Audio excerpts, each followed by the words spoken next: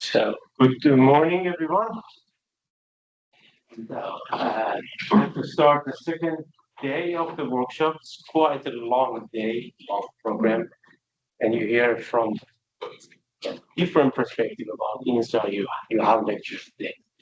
And the first one is quite a mathematical one. So you see a lot of the question on the slides. So don't scare. I explain, and the idea is that you understand. So if you don't, raise your hand and ask what is this? What's that? Because it shouldn't be very complicated. It's just undergraduate mathematics, basic statistics should be enough. Anyway, the talk today is about uncertainties and data quality, the topic that is quite challenging in InSAR especially. Why it's challenging? Because first of all, it's a new technique, almost new technique. There is no real standard for data quality description of that. If you go to other geodetic techniques, you can see 40 years, 50 years of different standards method. Here you don't have that. So in any school, any different groups, people do different things. And there are some norms. There are some things that people do more. They use as a uncertainty factors. But I can say there is no unified approach for that. So perhaps what I say today, there are some other people, experts somewhere else disagree with me or they prefer other methods. And it's a little bit complicated issue, this uncertainty description in InSAR. You will see why.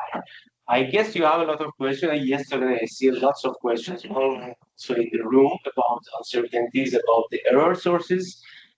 And I hope in the end of this lecture, your question, the number of your questions will be double, or even 3 times more questions you will have. So I don't, but that's the point of this lecture, that you see what are the complexities, you see what are the issues that later, if you are interested in this topic, you should go for it and find proper answer. Okay, let's start. I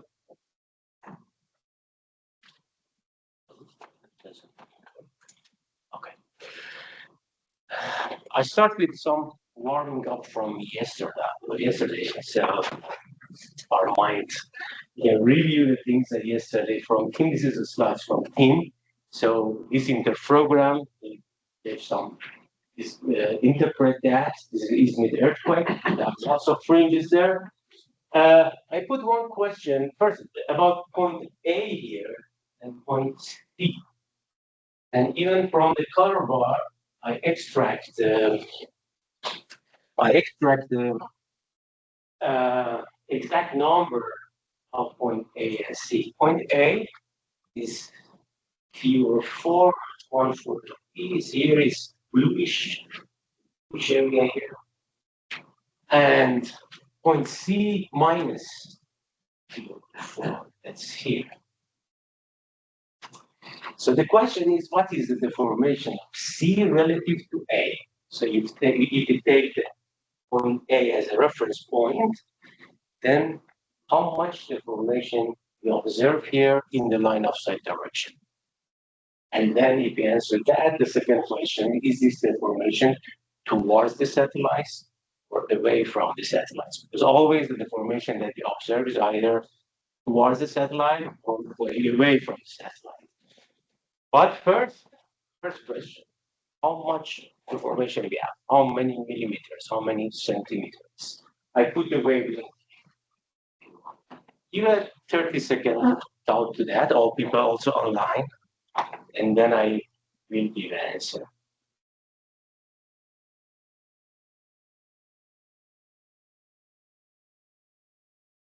And if somebody have an answer, please speak out.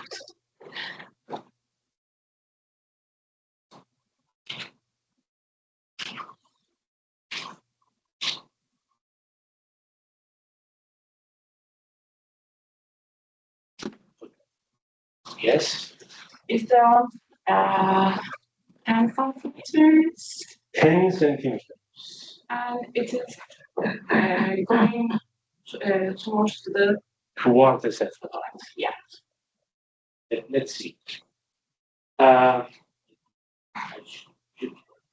we heard yesterday that each fringe, each full cycle is 28 millimeter, half the wavelength. So wavelength is so half is 28 millimeter. So if we start counting from A to C, so from bluish here to bluish here, one cycle, two cycle, three cycle. So we have 3 times 28 millimeter plus the difference between the bluish and reddish here. So if I go from bluish to reddish here, it's pi over 2 of pi. So 3 full cycles plus half pi. This is the phase difference between these two. So mathematically, if you have 3 cycles and half pi, it's become 6.5 multiplied by pi. This is phase in radian. So we should convert it to millimeter. So in order to do that, we multiply with lambda over 4 pi. This is the number, this is something that you should remember always. Conversion between phase to millimeter or millimeter to phase. Also, so lambda over 4 pi to be 6.55, and then it's become around 91 millimeter, close to what you say. Okay, so then how the second question is the deformation towards or away from the satellite. You say towards. That's right. Because I know it's the stress. Yeah, okay. So you answer based on your knowledge about the phenomena that you observe here. That's easier. That's what Tim also said yesterday in the lecture. If you notice, it said if I know the area, I immediately understand what's happening. But if somebody don't know, in my lecture, usually I show this picture and ask the students to, this is right lateral, left lateral. Then they should decide. They don't know and they should. So let's again count the fringes. So from blue, from A, if we go to C, you see the color order: blue, yellow, red, blue, yellow, red. So if you go to color bar, blue, yellow, red. So it is the phase is decreasing. So most of the softwares, more or less, this is the standard, but some of the softwares have different convention, but usually it's like that. So when the phase in the program decreasing, and you make the interprogram between two images, that the reference image acquisition was before the second image, then decreasing the phase means going going toward the satellite. Decreasing the phase means the distance to satellites becomes smaller, shorter. So it means the target C with respect to A is going towards the satellite. And this is also consistent with the right lateral slip motion that we expect here. Okay, so this is the example that a couple of times during the lecture I come back to this. And I want to see, can we put some error bars on it? So 91 millimeter, we observe deformation towards the satellite, but plus minus 1. What is the uncertainty? What is the error bar that you can put here? And this error bar, the numbers that we compute finally as the error bar, what are the parameters that affect that number? What are the parameters that this precision depends on? Okay. Let's some recap, very basic stuff from elementary statistics. What is the confidence interval? So assume we have a height measurement. The true height, we don't know what it is, and we never know. This is always remain unknown. What we measure, this is our measurements. It's contaminated with errors. We usually the most convenience interval is the measurement plus minus the standard deviation. How we compute this standard deviation, either from previous experience or from some data, going to that later. But if we know what is the precision or accuracy of the measurements, we said what we measure plus minus 2 centimeters. What is the interpretation of that? What is how we, from probabilistic point of view, how we interpret? It means that in this interval, 185 minus 285 plus 2, based on assumption of normally distributed data, the probability that the true value is in this interval is 68%, plus minus 1 plus minus 2 standard deviation. The standard deviation is 2, so 2 times 2, 4 plus minus 4 is 95%, plus minus 3 sigma is 99%. So if you forget about normal distribution, is other numbers. But the very standard one is plus minus 2 sigma, 95%. This is the interpretation. So the true value is lie in the interval that we estimate. Okay, so from perspective of errors, it means the observation 185 is equal to the true value plus some errors that you don't know what this error. This can be 1 centimeter, can be 10 centimeters, can be 3 centimeters. We don't know what the real error is. However, statistically, we say that this error is coming from a population that population has zero mean normal distribution, a standard deviation of 2 centimeters. This is the interpretation of that. So when we say it's plus minus 2 centimeters, it doesn't mean that we have 2 centimeter error. No. The error can be larger than 2 centimeters, it can be smaller than 2 centimeters, the real error. We don't know what it is, but we know the population of that. We know the probability that error is between minus 2 and plus 2 centimeters is around 68%. We know that the probability that error is between minus 4 and 4 centimeters is 95%. But the real error, we never know what it is. It is unknown. So this is what we want to do. And the idea is, can we use this principle on InSAR? Can we write InSAR like this? Can we write our InSAR measurement as some true value plus the error terms? Then we should look at the statistics of those error terms to find what will be the confidence interval or the standard deviation. This is from a slide yesterday from Tim. So InSAR measurement is much more complicated than that height measurements. That's the height measurement, directly we measure the height. Here we want deformation, but together with deformation, we measure lots of other things also.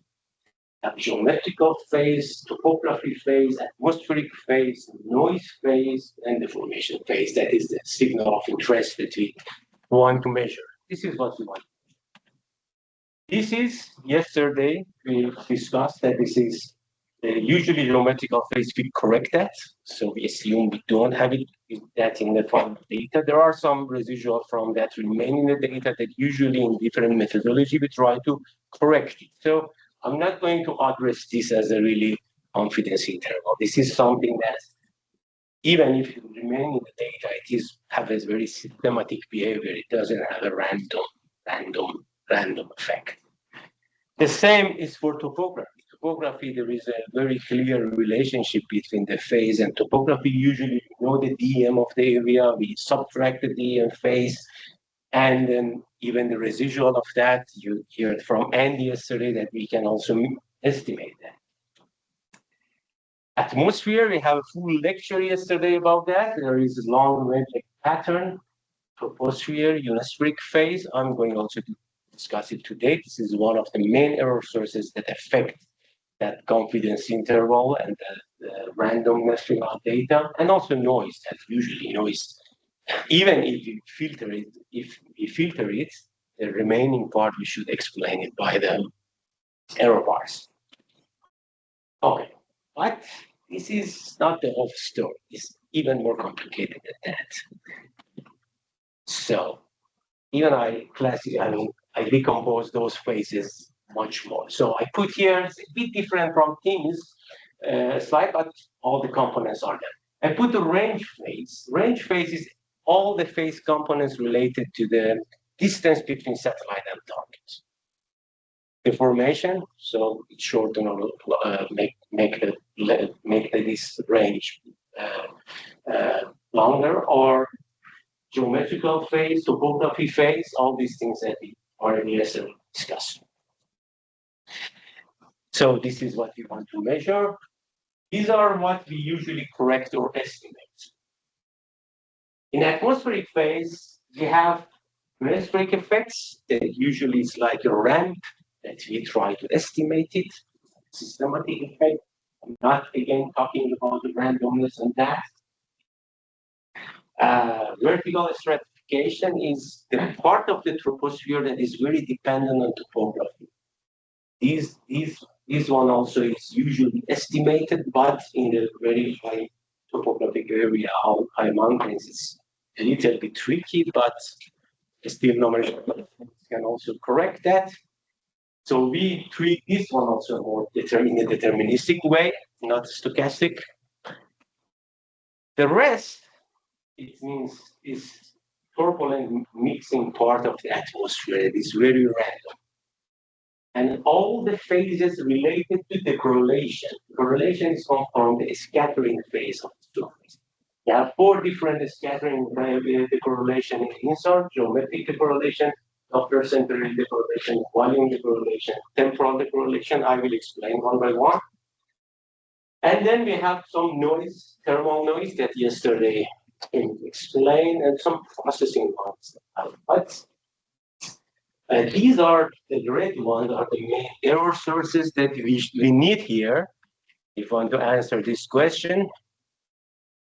The random errors in our measurements in InSAR are mainly the red components here. So let's look at them one by one very shortly, that what it looks like. So I'm focusing on these ones. Turbulent mixing have some long wavelength, but it depends on the weather. Sometimes this wavelength is shorter, larger. We look at it, have some random pattern. Random pattern means every day then we'll get some area this change. So we can make some statistics about that and know what is the variance, what is the variability of the signal during the day or season for different areas. Then we have all other sources here that they are pixel-based. What does it mean, pixel-based? It means pixel by pixel, they are totally independent effects they have on these. Atmosphere is not. Atmosphere, one pixel have some atmospheric delay. The pixel side to that has more or less similar effects. So we have a correlated noise. Here we don't. Pixel by pixel, totally different, and all of them explained by coherence. Of course, there are different mechanisms, but in the end, for all of them, we can explain them by coherence.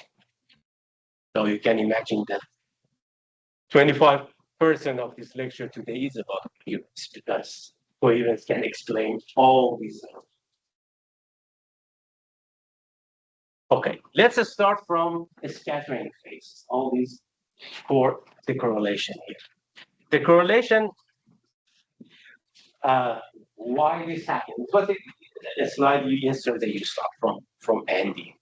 So when we have a pixel or resolution cell, the echo that we receive from radar, it's a superposition of the contribution of different small scatterers within the pixel. So if this room is 1 pixel, all of us are 1 scatterer. So when the radar wave hits this pixel, then all of us have some small contribution. A summation of this contribution return to the satellite. So if between two images that we want to make interferogram, these small scatterers move a lot, even if you don't have any deformation at these pixels, but all scatterers because of the wind, because of the vegetation, because of the snow, whatever small movements or change in this surface contribute to phase as a noise. And then if you get the time, you totally get random phase between minus I and pi because of this. And we call this the correlation. And this change in the location of the scatterers, the properties of the scatterers, can be because they really move because of the wind, for example, or they don't move, but the satellite. So relative to satellite, the relative location to these scatterers to the two different satellites are different. So this is also similar as a movement of the scatterers. So the second one, okay, the first one we call it geometrical decorrelation. The second one we call it temporal decorrelations. And you can imagine the first one, geometrical decorrelation, it depends on the baseline.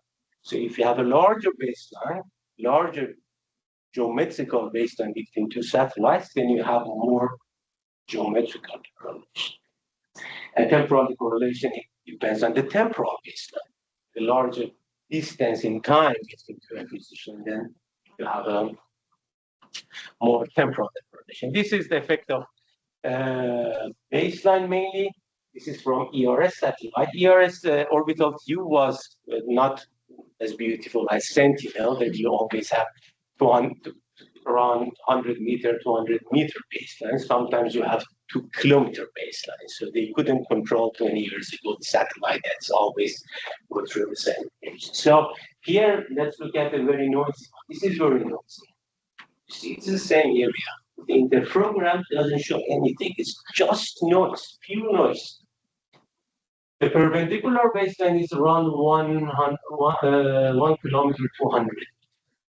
So it means the distance between two satellites is too large, so it causes total full decorrelation of this thing. This one is very correlated. The perpendicular baseline is 40 meters. 40 meters, so it's almost there. Two satellites get from the same location. So larger the baseline, more noise. Temporal decorrelation is it depends on time. So you see here area. This is the sea, it's the water, totally noise. But over the land, in the 1 day interval, so we have an interferogram 1 day interval. It means we have a 2 image from 1 day interval. It was ERS tandem mission. Tandem mission was 2 satellites. The day was in orbit with 1 day difference in between. So you can make 1 day interferogram. So it's very good. Baseline is small. Also, temporal baseline is a small, full coherent. You see signal everywhere.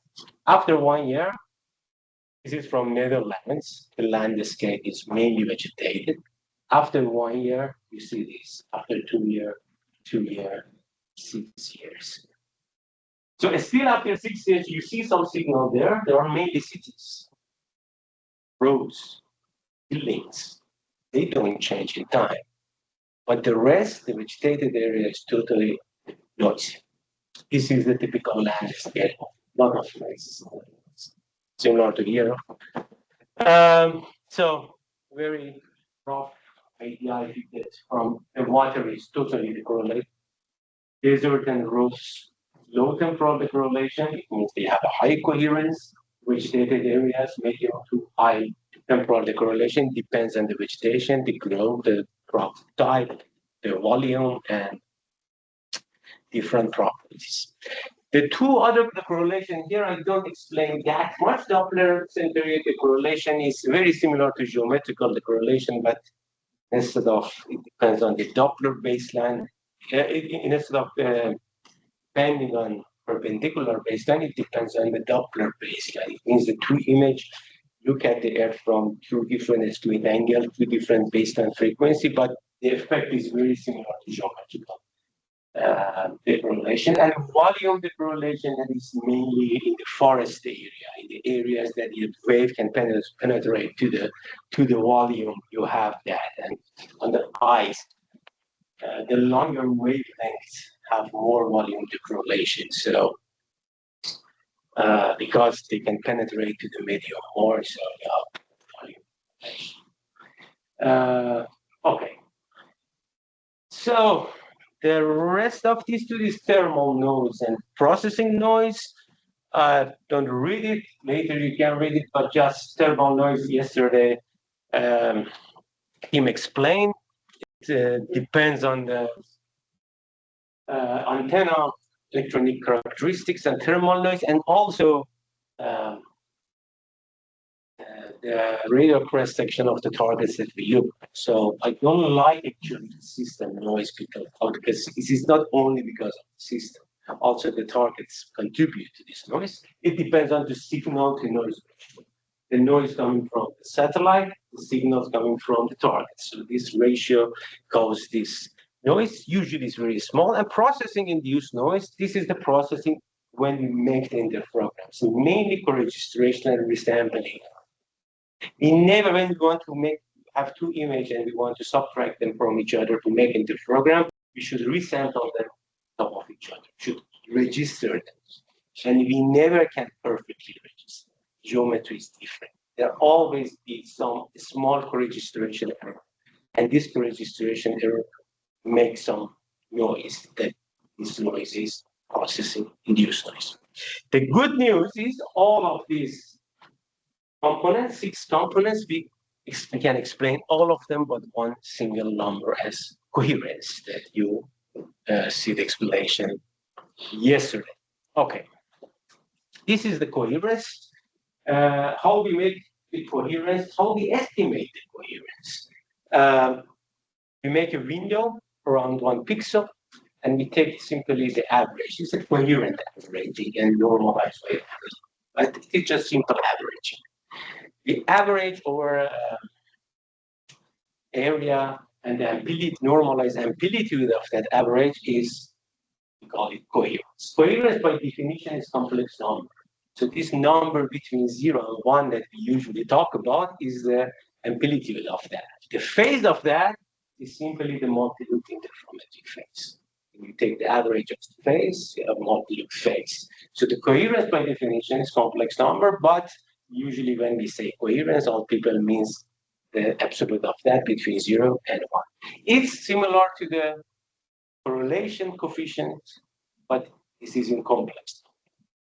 When it is close to 1, it means the noises, the scattering noise, the noise components between two images are very correlated. So when you make interferogram, they cancel out each other, so you don't have that much noise. But when it's close to 0, it means there is no correlation between noise components. So when you make interferogram, you just subtract noises from each other, and finally you get noise. So this is the meaning of the coherence. Question? Sorry, could you just go over multi-looped again? I think it's a word we hear. Yes. Multi-looking is averaging. So you can exchange this word with averaging. But this is some specific kind of average. It's averaging complex number, not in the phase number. And it's exactly the same. So if I take up 1 pixel and 20 pixels around it, and average the complex numbers, not the phase. Complex, and then compute the phase from the final complex number after averaging, and multi-loop that pixel. And it's good. Why it's good? Because by averaging, you reduce noise, but you lose resolution. That's the problem. But that's a very important actually concept that you are dealing. And you also hear single. For some applications, we don't do multi-looking because we want high resolution measurements. If we want to look at one building, we don't want to average this one building with around it. So because this building can deform independently. So averaging is not always good. It depends on your application. For tectonic, it's very good. Tectonic signal usually in 500 meter. But 500 meter, 1 kilometer, 1 kilo is more or less the same. So you can see the average signal. Yeah, so sorry. So if, for example, you're looking at coherence loss after a disaster or something, before and after. You might not want to multi-look that data because you're looking at exactly. you're looking at building Exactly. and you don't So have for averaging. so the coherence, this is the point that I want to make, that the coherence by definition is not averaging space. Coherence is one number that will show the correlation between those components, but we don't know what this correlation is. So we should somehow estimate. So for estimation from data, we need to, with one sample, we cannot estimate. We need more samples. So then we say, okay, we pick a pixel and we assume that all pixels around it have the same properties.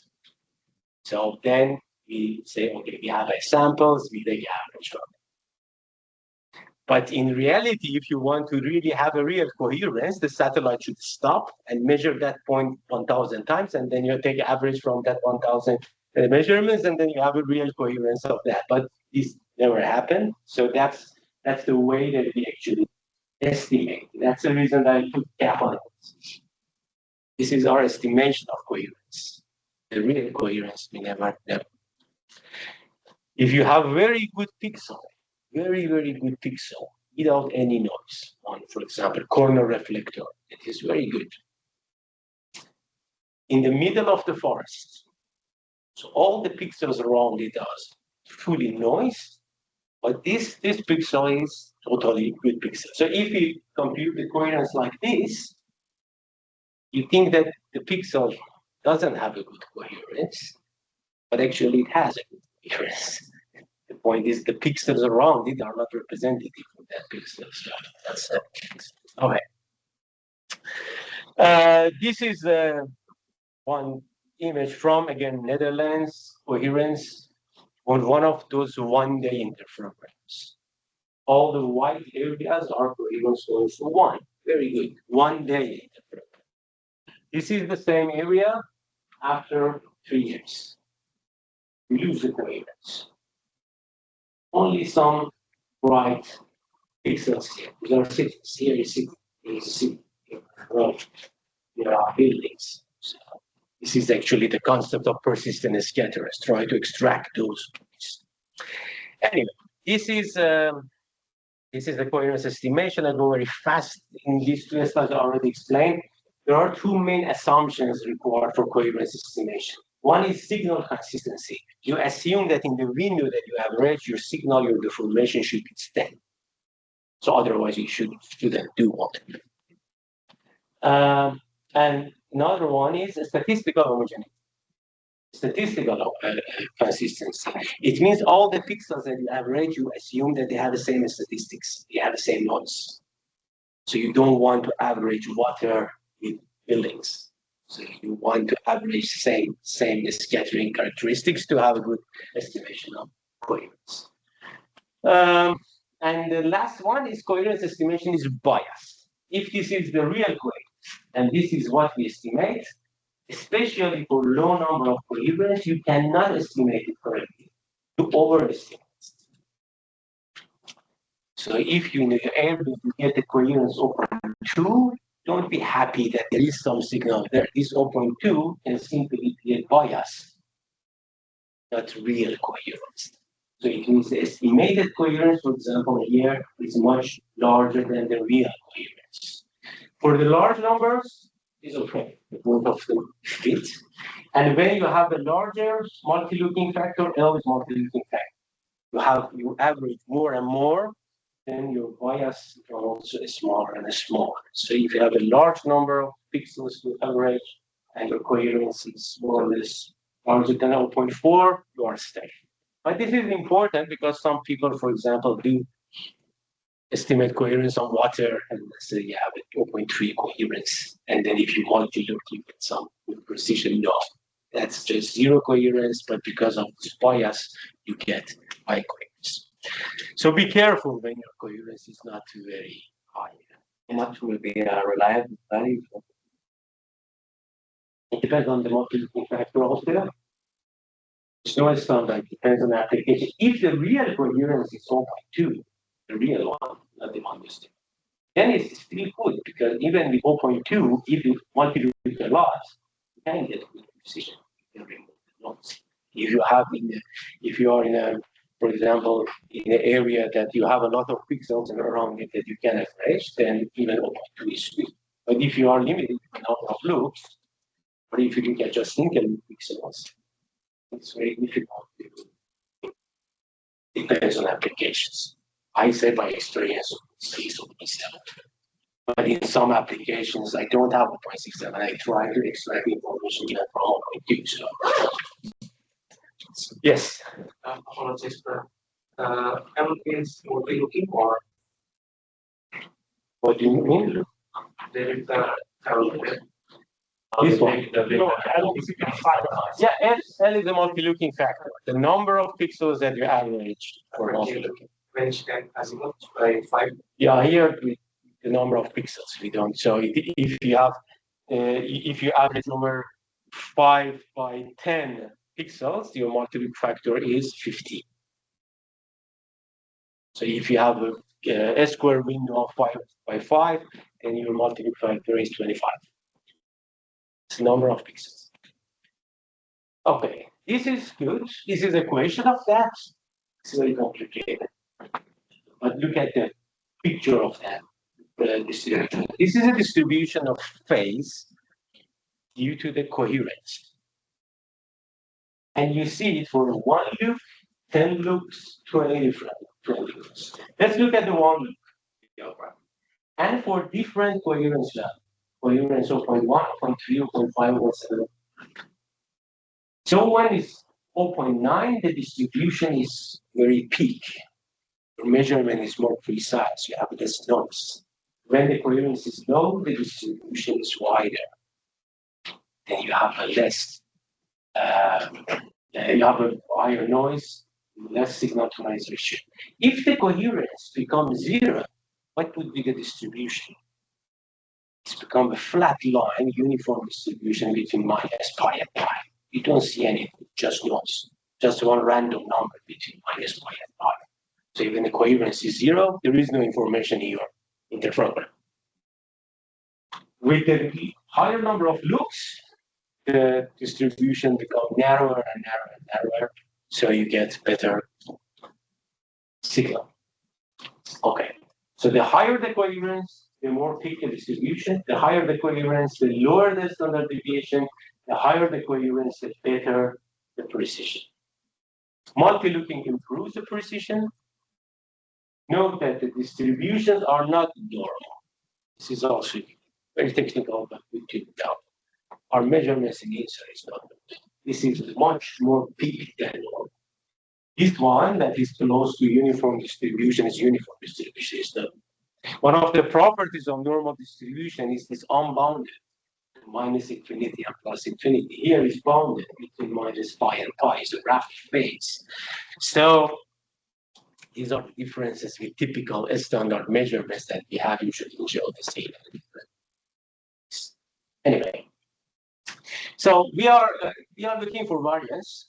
We started variance. We said I want the standard deviation, and I said my measurement is 10 millimeter plus minus a standard deviation. So if I have a variance, then I can take a square root of that, and then I make a confidence interval. This is the equation for that again, relevant for the variance when you have a multi-looking factor 1. For L larger than 1, there is no equation. It's very difficult. It's a very difficult integral you should solve. It's very complicated. Nobody solved it so far.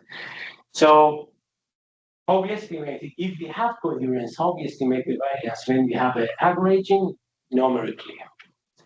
Monte Carlo methods. We numerically simulate and take the integration. I'm not going to the mathematics of that, but there are codes. I even later send you the code. Simply you can put the coherence and then it gives you the standard deviation. Based on that code, I made this plot.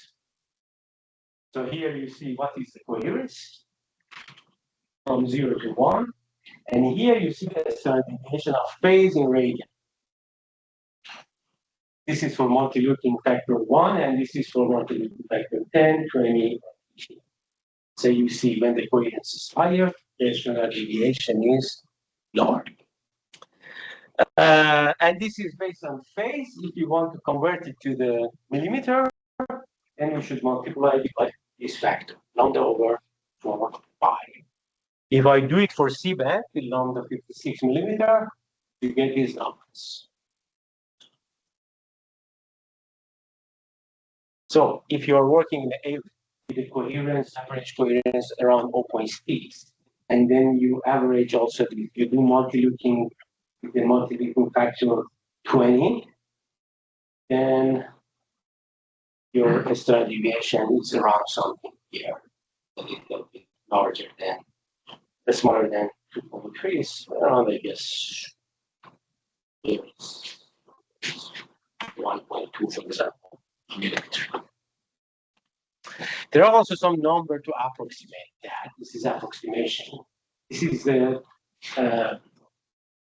equation in Tim's slide also yesterday.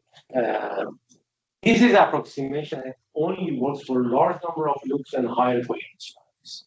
So small coherence values doesn't work. For very small number of loops also doesn't work. But usually we are working in the areas that we have a good coherence. Not usually, a lot of times. Have a large number of looking the multi-looking factor. So simply we can put the multi-looking factor and coherence here and compute. Final point, and then I come back to example to really use this in practice to see how it is. In the example that I show you, in interferometry, we always have 2 points. So we subtract phase between 2 points and we measure the deformation between them. So there is no absolute deformation in interferometry. Always you have one reference point and one other point that you measure its deformation with respect to the reference. Always are between 2 points. Double differences one part. So if I have 2 points, the coherence of this point may be different than the coherence of this point. So if you want to have a final standard deviation based on error propagation rules in statistics, the final standard deviation for phase difference between them is the square root of the variance of the first one plus variance of the second one minus 2 times covariance. Variance means correlation. Dependency. For a scattering noise, for the noise that we are talking now, the coherence-based noise, this is, I told you before, is pixel-based noise. It means between pixels, there is no correlation. So simply you can put the correlation 0. So it means there are 2 variances, we should add them and square it. Let's see how it works in our examples. Assume the coherence in this area, A and C, for both of them is 0.7. It's quite high coherence. If the temporal baseline is small, perpendicular baseline is small, you have a good coherence, and the number of loops 20. So it means the pixel that we average, 20 pixels around that pixel, each pixel we average. Then what we do, we can either use this or use the equations. From this, we said, okay, the coherence is 0.7 here. The number of loops is 20. So if I look at here, the number is around 0.16 in phase. If I multiply minus 0.16 by lambda divided by 4 pi, I get somewhere smaller than 0.71. If I use that approximation equation, I get more or less similar numbers. That approximation also, yes, because the coherence is high, the number of loops also is relatively high. So if then we get this 71 millimeter, so we have a pixel A and pixel C, both of them have the same coherence, so we multiply the variance, we sum the variances, the square root of that, and we take the standard deviation of the deformation between them. So deformation is 91 millimeter plus minus 1 millimeter. This 1 millimeter is only contribution from the coherence-based noise. Most of our other noises are there. Just this plus minus, this uncertainty here is coming from a scattering noise and system noise. All the noises that we explained by coherence. Okay. So, question. This is the first part of the lecture, then we move to atmosphere. I know talk about polarization in another universe. But is there a specific polarization in order to reduce all these scattering noise, and specific the volume scattering noise? Yes, for the in the volume area, it is polarization is important. It depends on your targets. When you working on the urban areas is very different, and then you look at the forest area. For example, in urban areas, we want in order to increase the heating area or the beam in the targets, we try to use a VV gravitation, so vertical gravitation instead of horizontal. In some other areas, horizontal gravitation is better. Usually HH and VV are better than HV or H. So but for the polarimetric applications, totally different story. I think they combine different bands. But it depends on the targets and what you want to do. And also depends on your wavelength.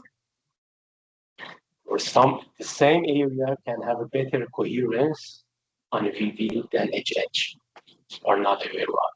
But there is no universal answer. It depends on the area and the targets that you have. Any other question? Online? Yeah, I think Nichols answer what's come up, but there was one graph that was a really broad one. Has to do with how we do unwrapping. The question is here, how you choose the starting point on which we count differentials. And you made an example of IP, how do you choose this point? Yes. So this is the question, how we choose the reference point. Yes. There is no standard for that. Yes. Depends what you want to do. But I don't care that much about reference point. I usually learn, I also teach in this way. InSAR is always relative. So you don't have absolute deformation. You can measure deformation between any pair of points you want. So that's the InSAR. That's so. And if you have if you choose one reference point, very simple. Later you can change it after processing. You shouldn't process it from a start. You can simply take the phase of that pixel, another pixel that you want to be referenced, and subtract it from all others, and you simply change the reference point. So changing the reference point is very simple. But for interpretation and practical purposes, for deformation monitoring, we usually try to choose it in a location that we don't expect deformation. Because then interpretation becomes much easier if we choose the reference point in the area that we don't have deformation. But even in that case, for example, in the example that I show here, you have 91 millimeter deformation towards the satellite. This is a deformation of point C with respect to A. So if I ask you what is the deformation of point A with respect to C, it's exactly 99 millimeter, but instead of towards satellite, away from the satellite. So it's always relative. So you can change that. So that's but for practical purposes, usually we use it on the area that we don't have deformation, or in an area that we have GPS. So based on GPS or some external data, we can connect the reference point to the other measurements. No question? They can keep coming, I can answer some of them, but if they can go on. So next, let's go, because we don't have that much time and all of the class. Yes. Okay. This was about all these error sources that we explained. Let's go to this part. Turbulent mixing of that tropospheric part of the atmosphere that we hear from Chen yesterday, that it has a long wavelength random pattern. It means it is especially very smooth pattern. It's not like coherence-based noise that is just random noise. This has some special smoothness. I show some pictures that you will get it. What does it mean? It means that for pixels with a short distance between them, the interferometric phases induced by turbulent mixing are more similar. So the pixels closer to each other, they have more similar atmospheric noise. So if you choose one of these pixels as a reference, and the other pixel you want to measure the formation of it with respect to the reference, if your arc is shorter, the formation and the atmospheric noise are similar, they cancel out each other, and you get better noise, better precision, better quality. But when your 2 points that you choose are very, very large, distance between them, your noise becomes large. This is one example of one of those tandem pairs interferograms in Netherlands. It's a flat area, and the remaining topography also subtracted. All the corrections happen, and this is just a 1 day interval between them. So whatever is there is atmosphere. So in this interprogram, in 1 day, you don't expect any tectonic. All the formations are very slower compared to 1 day. So what you see here is the effect that we try to model now with the statistics. This is when we say it's smooth. You see, it's not just noisy, but it is very smooth signal. Here you see that in this one, it is on, this is from in ERS, it is 100 by 100 kilometer. And we have some number of 5 centimeter over 20 kilometer contribution in the phase. This is again, this is another tandem, 1 day. And 2 others like 25, 23 others like 25. This is pure atmosphere. Here is the sea, the water, so it's totally noise. But here, this is turbulent mixing. This is not Unisphere. Because also Unisphere, you don't have any contribution like this. It's like a trend. All of them detrended. So whatever is a ramp or trend is removed already. You know the formation, no Unisphere, no topography, which is just turbulent mixing. 4 other ones. You see, it is random. Randomly they change the pattern, but there are some especially smooth pattern. So if we can extract that, describe that pattern, then we can use it for the quality description. Okay, this is what Ramon Hansen did. He was my supervisor during my PhD in 2001 to look at different pairs of ERS tandem pairs and try to extract some similar consistent pattern from them. It looks like they are different, but still they have some similar properties. Ramon made this power spectral of these 8 different tandem pairs.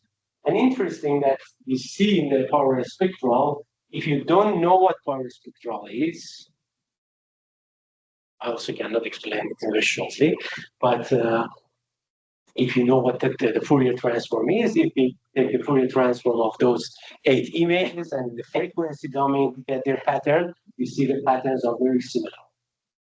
They are different, but all of them have the same slope in the frequency domains. It means the smoothness pattern of these 8 different pictures are very similar. Instead of power spectral, today lecture I want to explain another tool in mathematics, covariance function.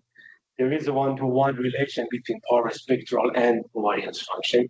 Usually the pattern that we see in atmospheric signals can be explained by some sort of covariance function. Here I give one example to you, an exponential function. This is the equation of that.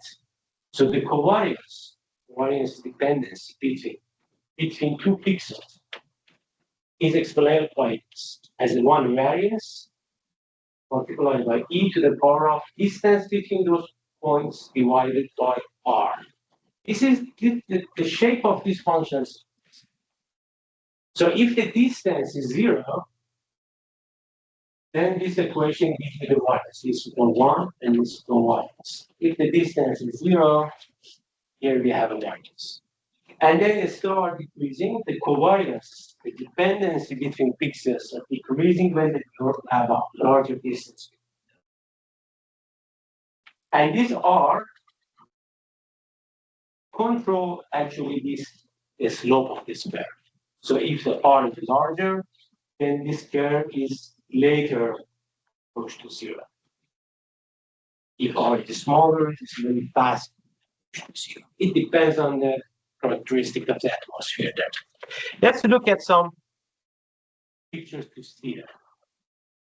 Here you see the standard deviation in these four samples are increasing. The range also, the R number. This is faster going to zero. This is takes longer distance. In the first glance, you see that you think that they are similar, but if you look at the color bars, you see they are very different.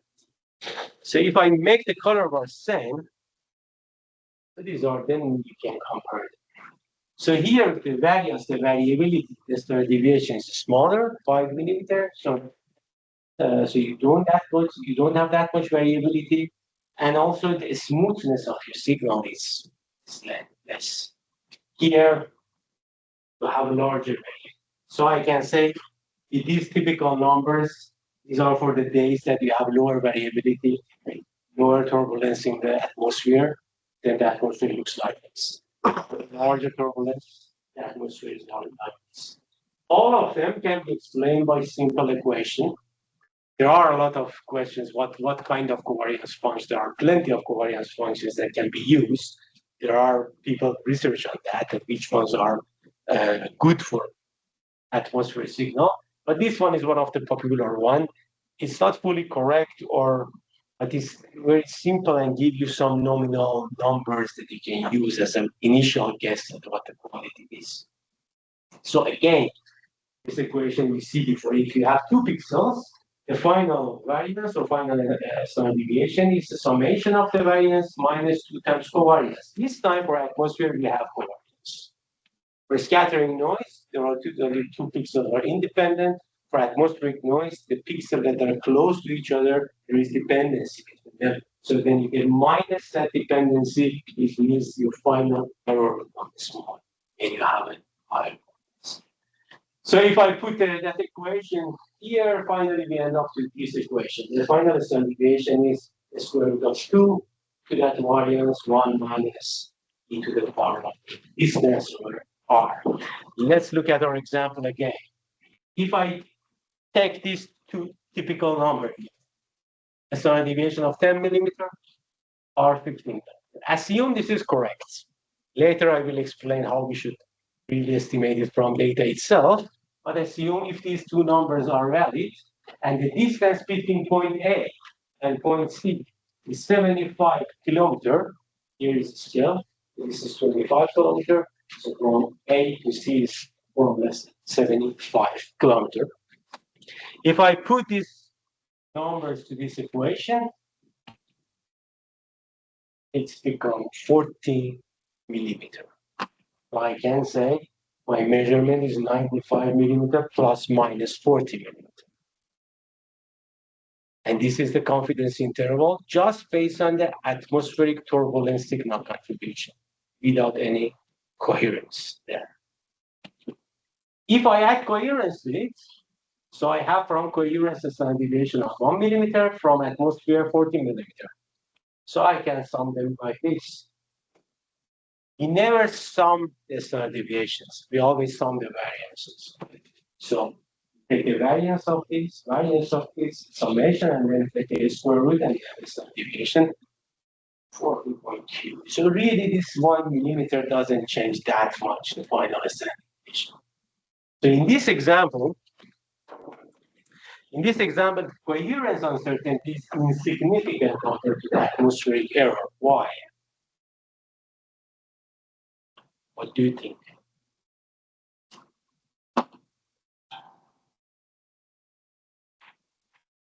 Or can you give an example that is not the case? The example that the coherence estimation is also large, coherence uncertainty. Here, atmosphere is very large. Actually, we don't dare coherence. Because the time between pairs. Time is very small, short, so then the coherence is high. Yes, the coherence already we say is 0.7, and we With 0.7 coherence, we also multi-loop 20 times, then you get very, very small noise in 0.7 coherence. 0.7 is very good, actually. So in lots of area, if you do interferometry in leads with all the vegetation around, you never get 0.7. The coherence is much, much smaller than 0.7. And then this 1 millimeter becomes larger, larger, larger. So it's not always, don't think that always coherence part is much smaller. It depends on the coherence value. Another thing, atmosphere also. The distance between these two columns, they can see 75 kilometers. 75 kilometers is a very large distance. So you get the maximum error from atmosphere. So if I take point B instead of C and want to measure the formation between B and A, then the contribution of atmosphere is much, much smaller. So it depends on the distance and also coherence of the area. Okay. If I put both equations together, all the equations that we see from coherence and from atmosphere all together, you get the final equation like this. This is good because based on this equation, we can look at this equation and see the final uncertainty of my measurements depends on what parameters. First of all, it depends on the wavelength. The larger the wavelength, the larger the variance. It depends on the multi-looking factor. L. The larger the multi-looking factor, the smaller the saturation. Makes sense. We multi-look to reduce the noise. It depends on the coherence value of the first pixel. It depends on the coherence value of the second pixel. It depends on the distance between the pixels. It depends on the variance of the atmospheric on the day of the images that you make. And also it depends on the correlation range, the smoothness of the atmospheric signal in the day.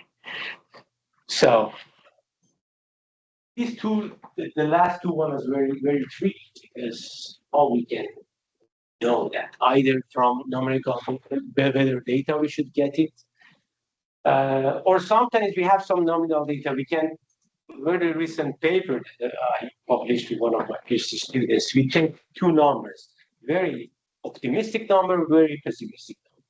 And we do uncertainty analysis based on both of them. So at least we have two numbers in the end. I said, this is the worst case, this is the best case. The uncertainty is somewhere between. But I come back to that how to estimate it from the real dictals. So what we learned so far, or from this lecture actually, that these are the point of this.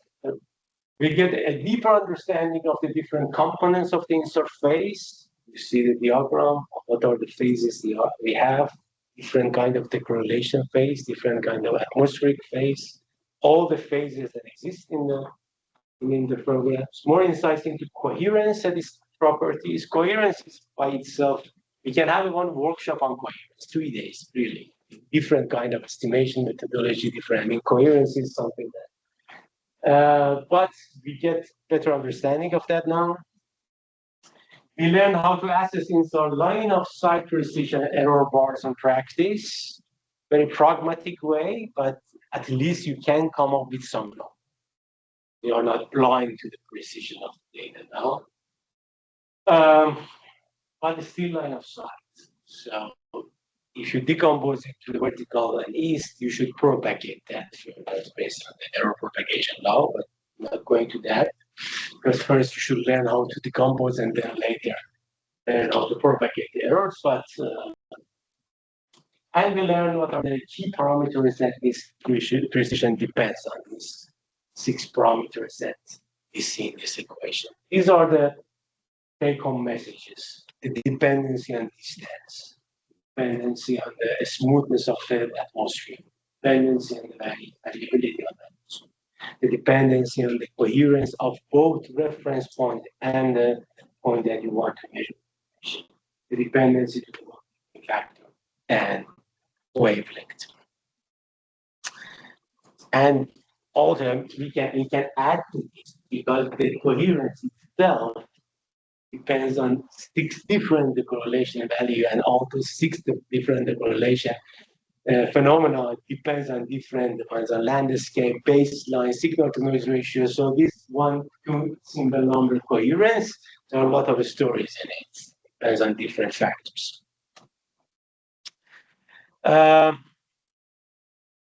Okay, but the story doesn't end here. Actually, it ends, but there are several aspects remain to be explained. Several that we don't have time for that in this lecture, but at least let's raise some few questions about them that you are aware about them. One of them is that this atmospheric variance uses just the numbers that you see, just typical nominal numbers based on experience. It is possible to get it from data also. This is a very usual practice. For example, for co-seismic deformation, the co-seismic deformation is very local around the fault. So you have 250 kilometer by 250 kilometer interferogram. You can choose the area a little bit, the distance from the fault. You can assume that that area is not affected by the formation. So you only have atmosphere, and then from some numerical methods like variogram analysis that is also already implemented in a lot of InSAR packages from also leads. You can estimate variograms, and then you can estimate this variance and range of the covariance function of the atmosphere from the data itself. This is usual practice. So instead of taking typical numbers, we can extract it from real data. This is possible. You can, if you search it, you can find. But it's not always false. For example, the paper that I told you recently published, we look at the subduction zones. So the whole frame was affected by deformation. So there is no area that I can assume that there is its only example only. There are ways there also. You can remove the trend and then estimate the various covariances. It's doable. What if the atmospheric effects have already been mitigated? These days, usually we mitigate atmosphere from the data. So atmosphere, these numbers that I show you was for the case that you don't mitigate atmosphere, you don't. So when you mitigate atmosphere, you expect that your variance become smaller, much smaller. But still you can extract it from data. So after you mitigate the atmosphere, you can choose the area that you don't expect the formation, and then you estimate the new covariance function from the data itself, or from the experience of those models that you use in the mitigation. This is also doable. Yeah, for each of them, I need 1 hour, but at least you're aware about these topics. How about the uncertainty in the formation rate estimates and time series processing? Whatever I explained here, it was just part of the program. When you have time series, you should propagate all these error sources through the time series processing. Doable, very complicated, especially if your time series processing is very complicated. Its propagation of errors also complicated. But if you want to propagate the errors to your final rate, what Andy showed yesterday was is a very good option, bootstrapping. So don't care about what are the source of the uncertainty. Just when you have a time series, make different samples, estimate the rate, and then take the standard deviation. That was the way that in his slides yesterday he showed on the formation map with all the formation rates and the standard deviation. Usually, also leak spots that you have the lecture after this session, it was implemented. So when you finally get the rate after the time series processing, you can get also the standard deviation of that. You cannot interpret that standard deviation is become because of that series getting usable.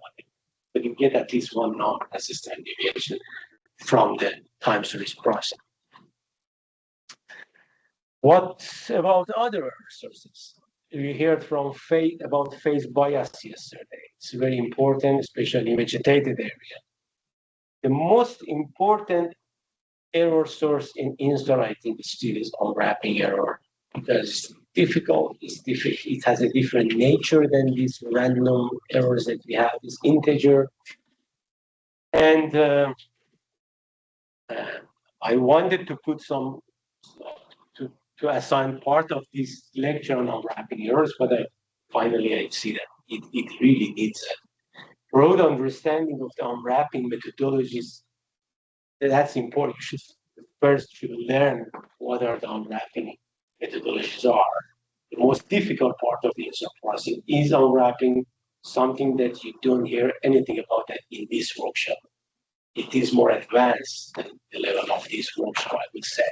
So if you are interested in unwrapping and are working on that after you learning this stuff, you get become more familiar with the unwrapping methodologies, and then you can also think about how to explain the errors and uncertainties in the unwrapping. That is usually a bit difficult, but the method that Andy started to say how to check unwrapping errors is very helpful. And Likis was also implemented. You hear about that in the next session. And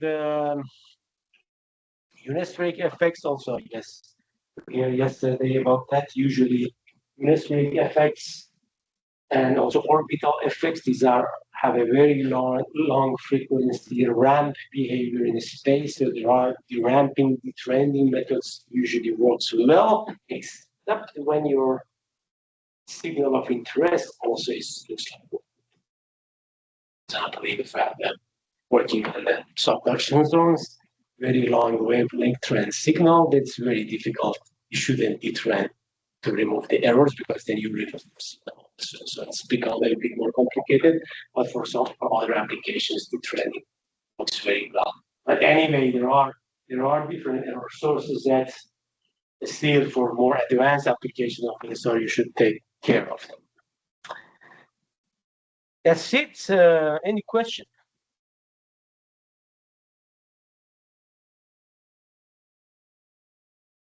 No online question? Yes. I think one very short one, where you can just get out of it.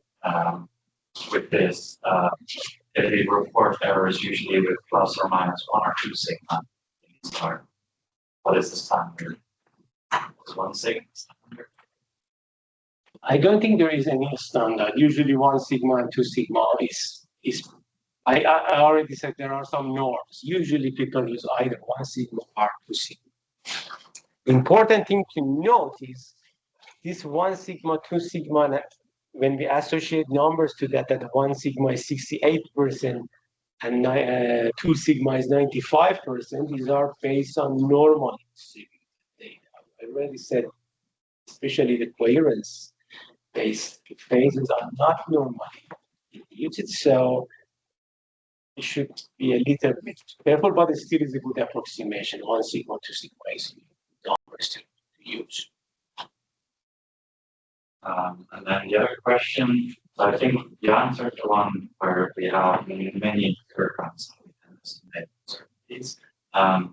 Second question they put in was that the metrics you've mentioned have all been defined based on using 2 points. And the question is, what do we want to give uncertainty values for all areas of processing? Then you can do this for all the points. So if you learn how to do it for 1 point, then you can do it for in your code. You can implement it for all the codes, especially when the reference point is the same for all the points. So you have 1 reference point, it's become even easier. So you don't have pairs, but it's very simple. You can vectorize it and can be put it in this equation, all the pieces. That's all I got. Something that we didn't have time to really go through that today also was, I'm talking about the covariance in space between pixels, but I didn't talk about covariance in time domain. So when you have different interprograms in time, is there covariance between them? Yes, there is covariance between the nodes components. But it was beyond this lecture, but if you want to propagate the errors to time series, then you should take care of the covariances in the time domains. We just asked about the anesthetic fields. How would it be how this is calculated? So given all you take, for example, and there's a process for calculating that within your data. The numbers I put in is a typical number, mainly either from the tandem pairs that is one-day interferograms, or from numerical weather models, or from some methodologies that try to data-driven methodology to estimate atmosphere and then estimate the variance. This is the body of knowledge that we know about atmosphere. That's the reason I said it's a nominal precision. It's not real precision, but it is equivalent to the numbers that you read in the catalog of the measurements. That it may be in reality the instrument is much worse than the nominal one, but these are typical values to have some guess, some educated guess about the precision. But if you want to really go to the real value of these variances, you should either, I told you, either estimate it from data based on there are different methodology, variance component analysis, the variogram estimation, different values that try to model the stochasticity of the atmosphere, or get it from the weather models. So yeah, there's a little table basically. Yes, but there are, in these numbers, I agree, there's a lot of uncertainty. So the uncertainty of the uncertainty is very high if you use just the numbers, because those numbers themselves, but is better than nothing. You have some guess about the magnitude of the error that you expect. I was going to around the same area. And for example, in GNSS, I really don't trust the error with processing softwares because it is too pessimistic or too optimistic. Yes. Also, the time is going long, and this causes the standard deviation is going low. Yes. But it is not trustworthy. I mean, there are lots of things in that.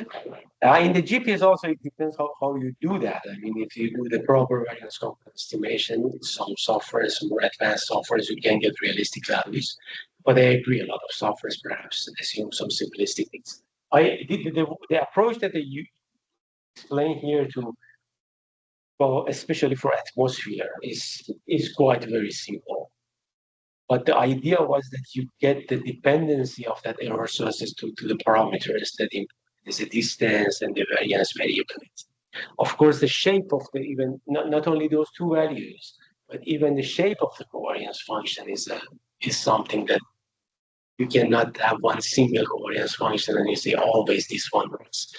The atmosphere, the reality of atmosphere is much more complicated than a simple model. But in any model, there are some kind of simplification. But I still, that was the point in the start. I said there are a lot of parts, a lot of disagreements about this kind of models. There is no standard way to do that. The idea here is to get the initial understanding how to handle that. In practice, it's much more complicated than this. Okay. Have a good day. There's a long day, a lot of lecture, but I don't think that you see that much mathematics in the next slides. Right. Thank you.